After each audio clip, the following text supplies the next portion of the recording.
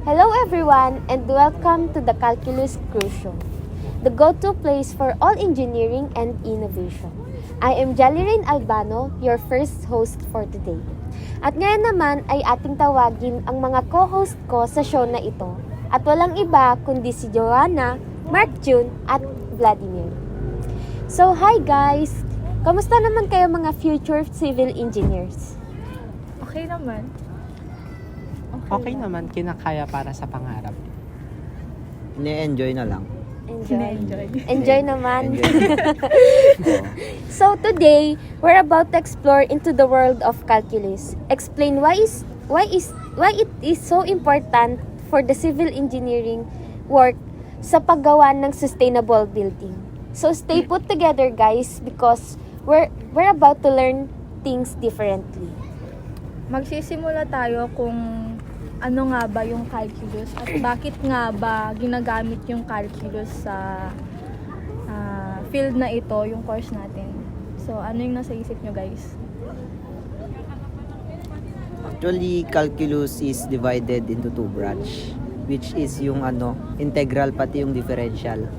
Yung sa differential, nagagamit natin yung calculus sa pagpatayo ng building. Dahil sa differential calculus, dun natatakel natin dun yung mga rate of change, ganun, mga slopes. Kaya siguro importante talaga yung calculus sa pagpatayo ng sustainable construction.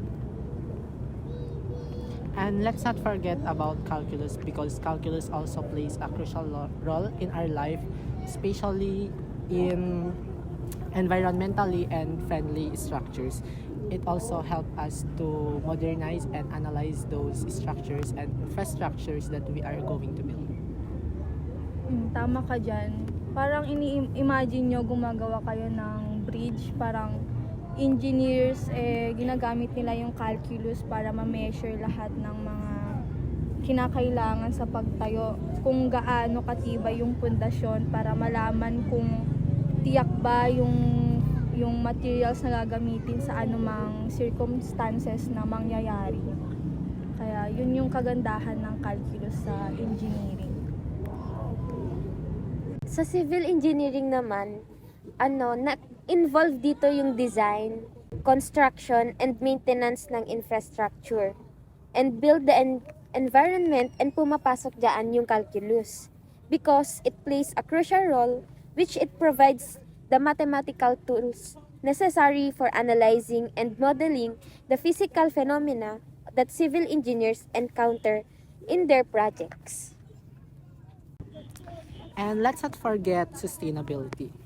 Calculus plays a crucial role in creating environmentally friendly structures.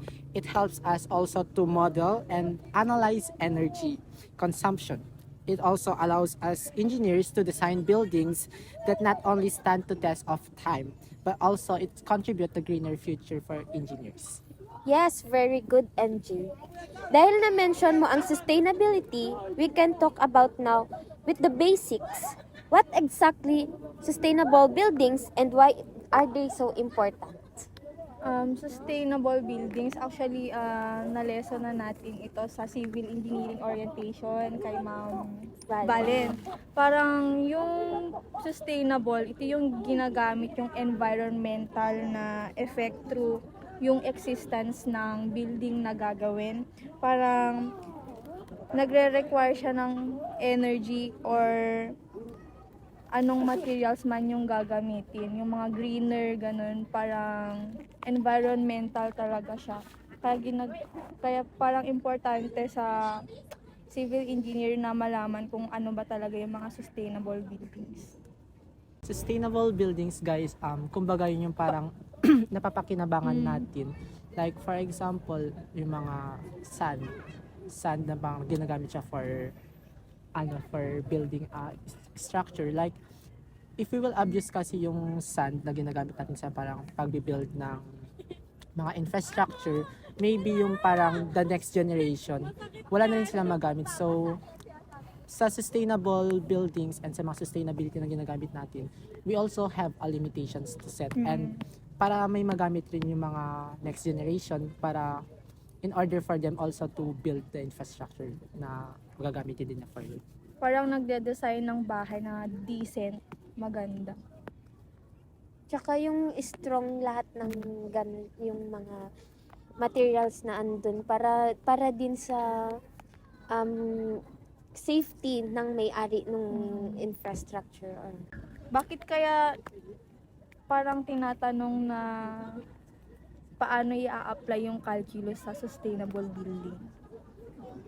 Now, you may be wondering guys why calculus fit into this sustainable practices equation. So, calculus also plays, gaya ng sabi ko kanina, it also plays a crucial role in our life because calculus is everywhere. Like, in every movement, in every time that we move, there is a calculus or there is a math. So, in calculus, it also help us to calculate how much and how many things that we will going to use to avoid some errors and also para hindi rin tayo magkaroon ng mga parang pagkakamali sa parang pagbili or kasi pagbuild ng mga materials. And if masosobrahan man or magkukulang, maybe it will cause some damages din sa ipapatayo nating buildings. Actually, tama yung sinabi niya, yung calculus. Kasi malinaw naman na yung calculus is a set of more abstract mathematical principles na pwede mong gamitin sa pagpapatayo ng sustainable building or construction na para maging safe, ganun yung building. May alam ba kayong mga sustainable building na nakikita dito sa Pilipinas? A very good example of sustainable buildings is yung nasa school natin. Why it is considered na sustainable buildings? Kasi nagagamit siya ng pangkalahatan. There is a solar panel which serves for energy, and in that way kasi guys, yung parang solar panel, parang doon natin naliles yung parang consumption of energy. And doon din natin parang natitipid yung mga kuryente. So, before we end this video, I would like to thank you all for watching this, and also, well folks, there you have it. And calculus is not just a subject that you study. It's the driving force behind innovation in engineering and sustainable construction. Thank you for joining us on. Until next time, keep building a brighter, greener future. Caritas Christi Urgentnos.